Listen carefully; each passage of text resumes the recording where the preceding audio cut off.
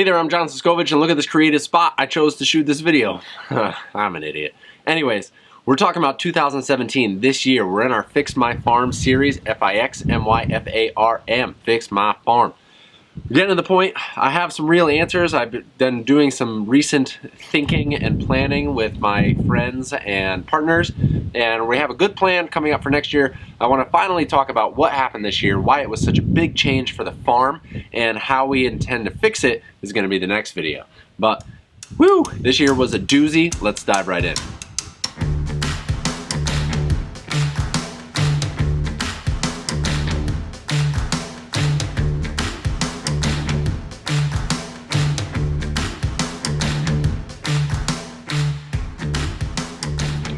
So there's really one thing to note for 2017, and that's the fact that we opened an on-farm brewery tasting room. A tasting room where we could finally invite people here to come taste our beer, try it out for themselves, hang out, check out the farm, and then, go on their merry way. It was an awesome thing to be able to accomplish this year.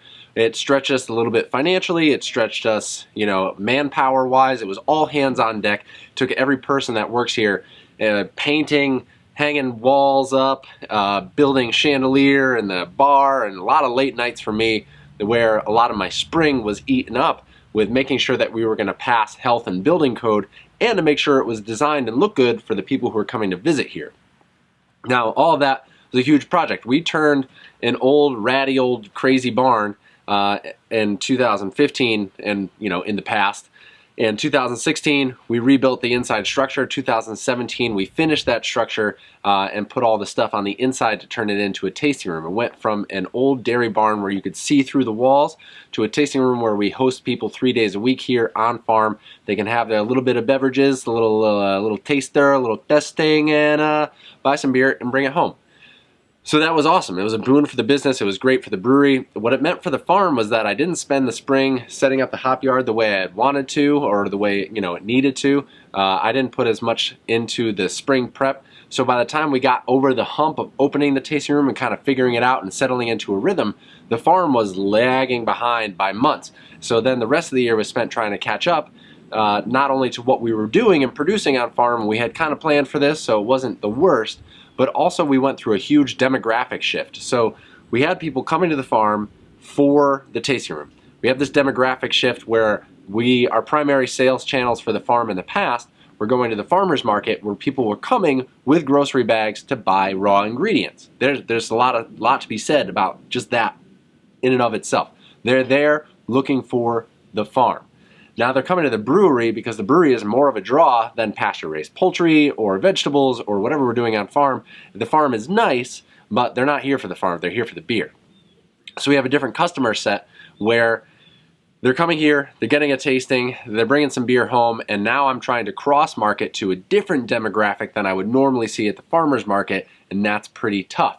So there's a lot of uphill battles, a lot of long conversation to lead up to a farm sale, and it just took a lot of energy versus saying, oh, you're the guy who raises pasture-raised chicken? Great, I'll take two. It was, what do you mean you guys grow chicken here too? I thought this was a brewery. And a lot of customer education on our part. It really flexed my marketing chops and really honed my marketing chops over the summer between giving farm tours, talking to people in the tasting room, and then updating our signage and our flow and how everything worked in the farm store to try to increase farm sales, not just brewery sales.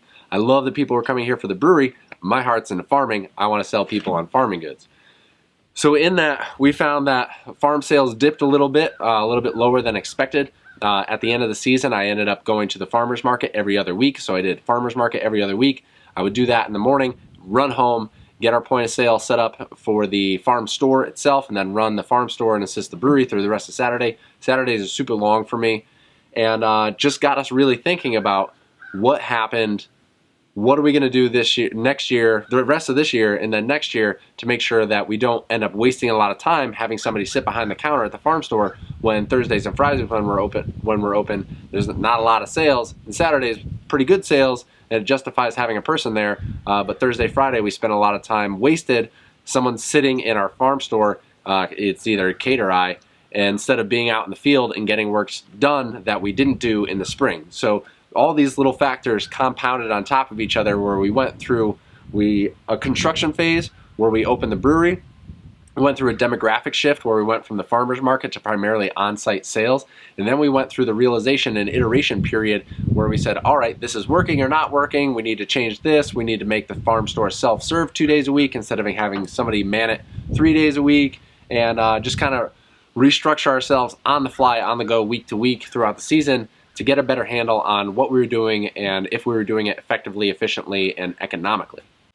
Now, do I have any regrets through the year? I mean, not really. There's things that I would have done quicker or done better or done more effectively, but that's always the case. You can't beat yourself up about what you've done in the past. You can only learn from your mistakes or your successes and then move forward, hopefully on better, more knowledgeable, more experienced footing. So going forward, we have a different farm plan. We're a whole different focus for the farm. To some extent, it's not changing a huge amount, but it is getting more narrowly focused from the kind of broad spectrum that we've had in the past. We're done with capital investment projects. We're not building another brewery. We're not adding on to any of our other spaces in a major way. Just little refinements to make the customer experience here better, to make it more of a draw and bring people in, to lend more story into our beer, and to make the farm a real farm brewery. Instead of having a farm brewery, and a brewery, we're bringing everything together so they're just a farm brewery, and it's going to be awesome. So we'll go into that plan. What my 2018 plan is in the next video for the series. I'm going to share with you a little bit of my budget, my plan, and how we ended up there. But the takeaway from this, we grew. It was awesome. There were growing pains. The brewery itself has grown, and those finances help keep us going. As a farm, the farm itself has had to kind of redefine what it's doing, who I'm targeting, and what value I'm bringing to the business as a whole. It's been a journey so far. It's been a little crazy, and quite frankly, I gotta stop shooting this video because I have some equipment that needs some maintenance, and I have limited time before I go pick up Mabel at school. I'm trying to fit it all in. I love you guys. Thanks for hanging out with this series. I like the Fix My Farm series.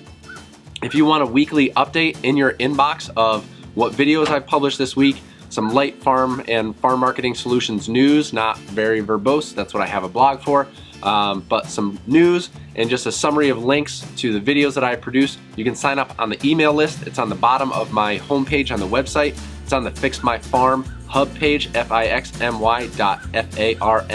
You can just go to that or find it on the website somewhere. I added it into a few places. I'll be sending out some weekly emails just with a summary of what's going on, some news, and if I miss a day because I'm sick, because if you can hear me right now, I still got some post-nasal drip going on.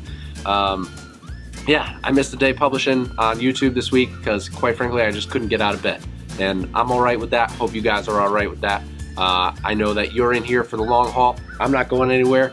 I'm going to keep producing hops, keep producing chickens, making my farm stuff a lot of fun, fixing some equipment, producing some videos, having a good time, and being a family man all at the same time. It's a lot, but I like it.